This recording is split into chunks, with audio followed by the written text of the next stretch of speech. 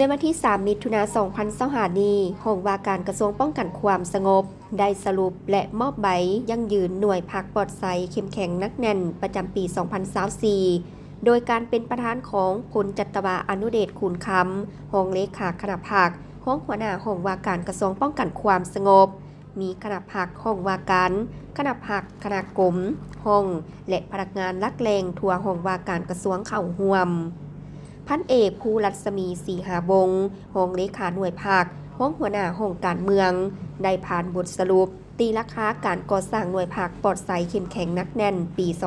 2024 และทิศทางวางแผนการปี 2025 นี้โดยปฏิบัติตาม5หลักการและ 3 ทิศนำของภาค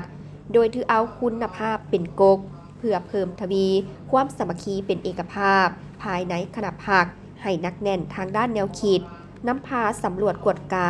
การห่วมชีวิตผักประจำอาทิตย์ประจำเดือนเป็นปกติห้องว่าการกระทรวงป้องกันความสงบมีสมาชิกผักทั้งหมด316สหายหญิง103สหายสมาชิกผักสมบูรณ์296สหายหญิง96สหายสมาชิกผักสำรอง20สหายหญิง7สหาย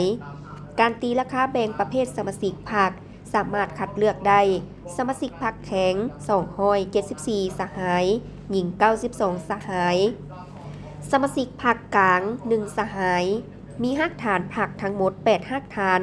สามารถคัดเลือกเอาหน่วยพรรคปลอดภัยเข้มแข็งนักแน่นประจำปี 2024 มี6หน่วยและหน่วยพรรคกลางมี2หน่วยให้เกียรติมอบใบยั่งยืนหน่วยพรรคปลอดภัยเข้มแข็งนักแน่นโดยพลจัตวาอนุเดชขุนคำรองเลขาคณะพรรคห้องหัวหน้าห้องว่าการกระทรวงป้องกันความสงบและแต่ละหน่วยพรรคก็ได้จับมือแข่งขันกันเพื่อสร้างผลงานในปีต่อๆไป